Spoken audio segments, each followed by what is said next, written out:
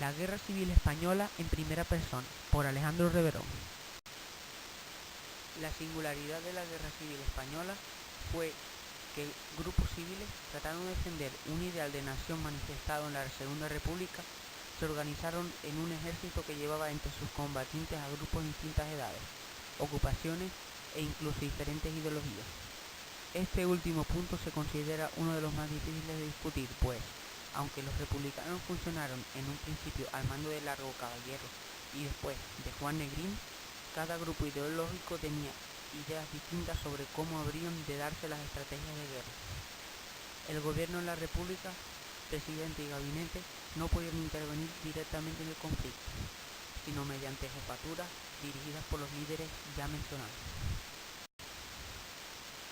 La guerra civil tuvo, como todo conflicto, dos partes encontradas que en forma independiente luchaban por mantener el modelo de sociedad que mejor les parecía. Algunos investigadores afirman que la lucha interna de España representó la lucha que internacionalmente acontecía entre los distintos sistemas de gobierno, socialista, capitalista y fascista.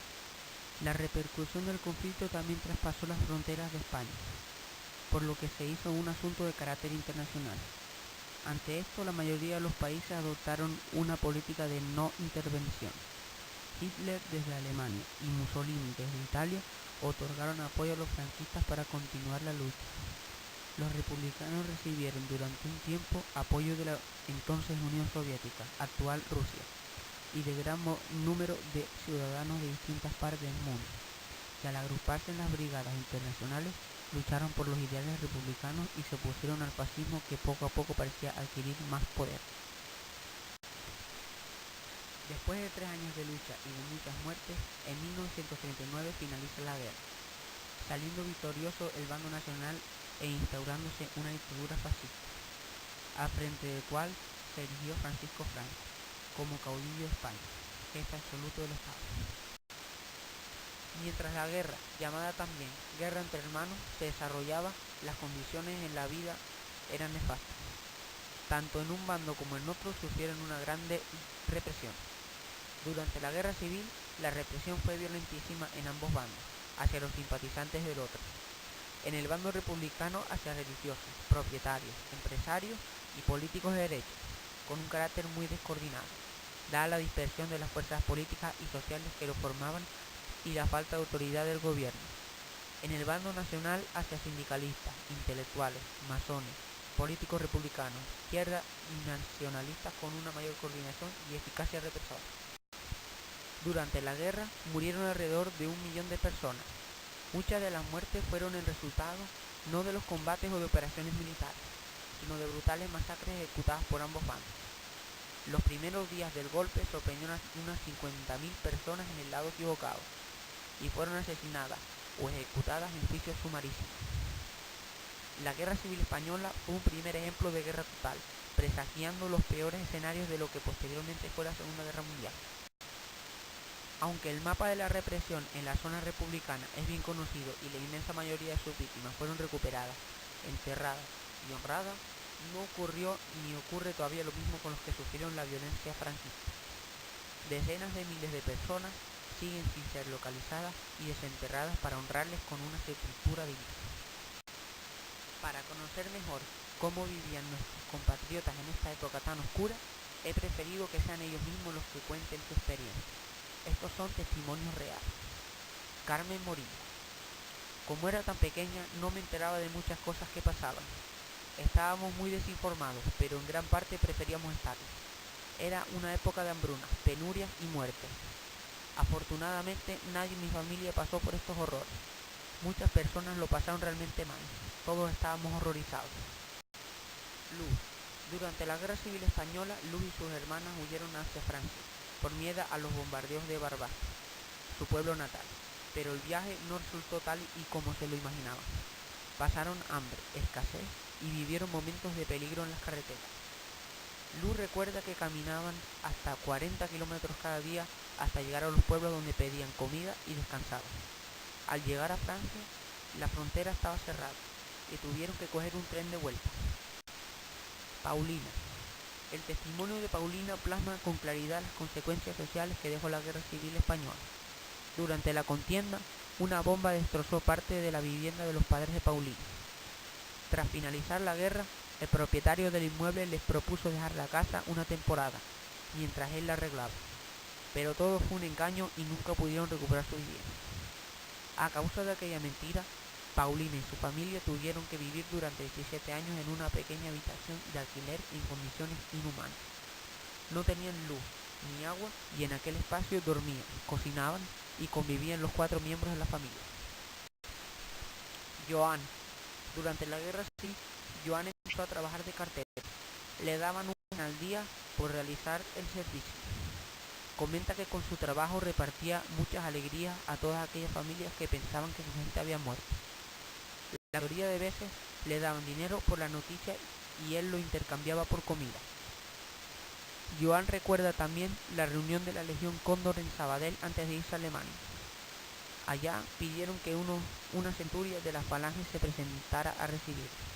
Entre sus miembros estaba Joan. Años más tarde descubrió que les habían hecho ir como conejillos de indias por si había algún atentado, que también murieran chicos autóctonos. Conchita. Conchita recuerda las privaciones y obligaciones a las que se veían sometidos durante la dictadura. Escuchar de pie El cara al sol antes de ver una película en el cine era una de ellas. También controlaban la correspondencia de la gente y por lo tanto su vida privada. Faltaba la comida. El pan era una pasta de harina de maíz y había cartilla de racionamiento. Conchita afirma que después de muchos años de dictadura se presenta al final. Como ella, muchos estaban hartos de guerra y penuria y querían paz. Comenta que la sociedad se alegró del fin de la guerra civil. Olga Lucín. Tengo 78 años y sufrí en carnes propias las atrocidades de la guerra civil. España se dividió en dos bandos. La población civil no pudo escoger a qué bando ir. Por lo tanto, hubo familias divididas. Hubo un frente de batalla dándose el caso de hermanos enfrentados. Sí se pasó hambre, ya que los alimentos eran requisados para alimentar a los soldados. Durante la guerra, las escuelas estaban descontroladas. El trabajo en sí existía, pero las industrias pesadas se dedicaban a producir armamento. El dinero llegó un momento que sí era escaso y se tuvo que recurrir al intercambio. Yo te doy arroz a cambio de calzado. Sobre el asalto a los mercados no sé qué decirte, pero el pillaje abundaba. Ya me dirás, si tienes hambre o vas descalzo o no tienes ropa para abrigarte, ¿qué haces? Mendigos éramos todos. En los pueblos humildes pocos morían de hambre, pues la gente era solidaria y en general compartían lo poco que tenían. Para resumir, te diré que no le deseo a mi peor enemigo sufrir las atrocidades de una guerra como la nuestra. Canarios en la guerra. En Canarias, debido a su aislamiento geográfico, las condiciones de vida durante la guerra eran aún duras. Los habitantes de las islas pasaron hambruna, miseria, paro, epidemias, y tuvieron que enfrentar esta situación con escasos recursos y mucha valentía. Mis bisabuelos vivieron esta época tan trágica y mis abuelos vivieron una posguerra llena de necesidades. Al igual que la mayoría de los canarios, tuvieron que trabajar desde niños en la agricultura y no pudieron estudiar como hubieran querido. De entre todas las historias de la guerra que se cuentan en mi familia, he seleccionado una que demuestra la solidaridad de los canarios. Sucedió muy cerca de donde vivo, en Vilaflor.